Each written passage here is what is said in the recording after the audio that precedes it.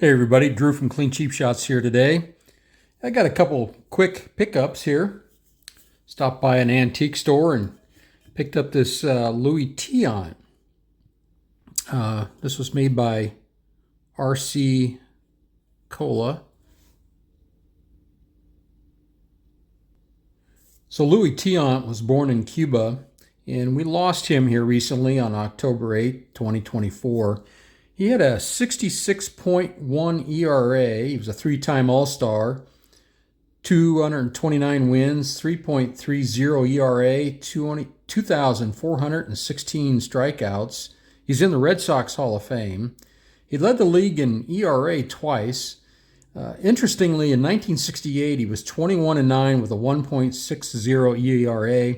And then in 1969, he was 9-20 with a 3.71 ERA. I got to looking at his stats, and I noticed that he led the league with 129 walks that particular year, which was really doubled what he normally would average in walks. So I don't know why he was having control problems that year, but he did. So we'll put Louis Tiant there, and then here's the other one that I picked up, and I got these for, as you can see on the bottom there, I wish they wouldn't have wrote that, $4 a piece for both of these. And so this is Thurman Munson of the New York Yankees, 46.1 ERA, seven-time All-Star. He was an MVP of the American League in 1976, Rookie of the Year in 1970, 3 Gold Gloves. His number 15 is retired by the Yankees. He had died on August 1st, 1979 from a plane crash. In 11 seasons, he had 1,558 hits, 113 home runs, and a .292 batting average.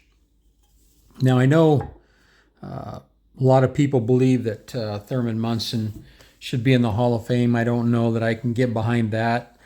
Same goes for Louis Tiant. I can understand that argument that Mr. Tiant should be in the Hall of Fame, and I could probably support that. All you subscribers that are Yankees fans will probably unsubscribe now, but that's just my opinion.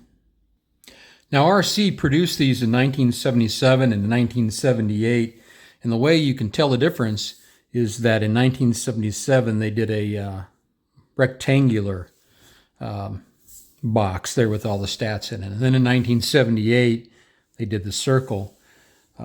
In 1977, I know there were 70 cans, and in 1978, I believe it was a 100 can set. I could be mistaken, but that's how I remember it. And as I look down here too, and I guess I've never really realized it says series number 2. So again, 1977, 1978.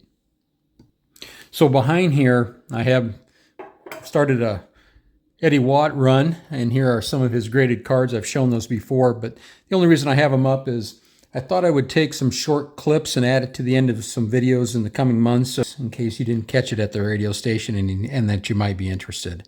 So here's the first few minutes of that interview. Welcome to Ticket Weeknights on 93.7 The Ticket and theticketfm.com.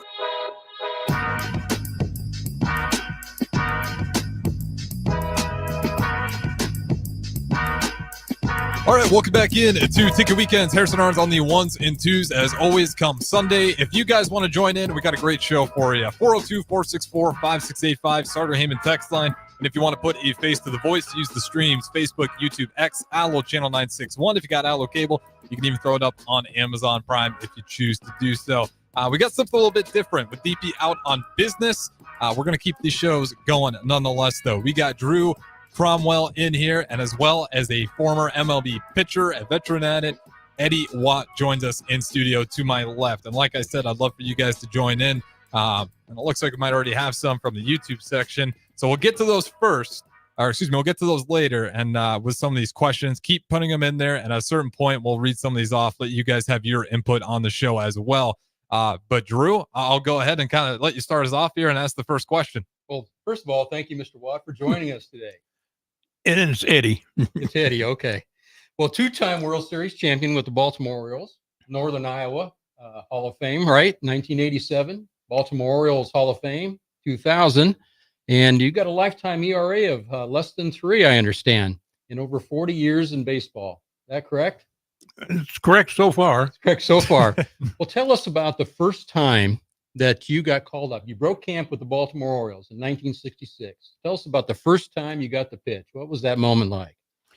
Well, I had never, being born and raised in southern Iowa in a little town of about 1,000 people, I had never had an opportunity to go to a big league ballpark, never saw a big league game, never in a big league stadium. And I made the ball club in spring training in 1966, and we opened the season in Boston. And of course, I was in total awe of the surroundings and intimidated to a certain extent and a few other things. But bottom of the 13th inning, score was tied.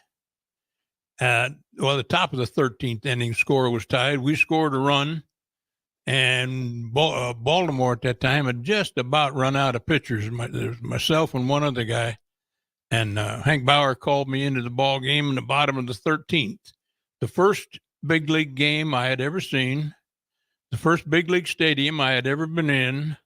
And here I am getting called into the ball game in the bottom of the 13th inning to hold a one-run lead. And fortunately, I got three guys out in a row and stopped shaking about an hour later.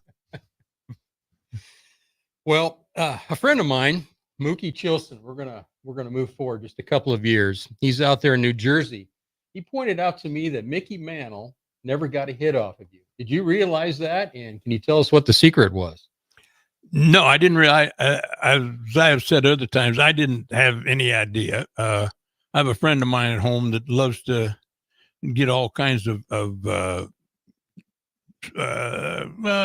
statistics and things like that, and come up to me one day and he asked me if Mantle had ever got a base hit off me or if I'd ever pitched to him. And I said, well, yeah, I pitched to him for like 3 or 4 years. And did he ever get a base hit off me? Not that I can remember. I don't know. And then Dwayne says, well, you faced him 13 times. He was 0 for 13, and you struck him out 7 times or something. And I said, wow, that's pretty lucky. I do remember facing Mantle the one time. Palmer had a 5-inning 1-0 lead. He had a blister. He left the ball game. I went in, and I pitched the last 3 innings, no hits, or the last 4 innings, I guess, with no hits.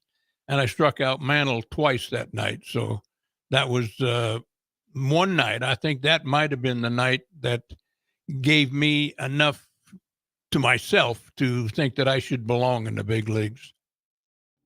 All right, more of that interview in the coming weeks. I also had a few minutes with Mr. Watt after that interview outside of the booth where I asked a few more questions. So there'll be some bonus coverage again in the following weeks. Thanks for tuning in, everybody, and keep growing your collection, card farmers.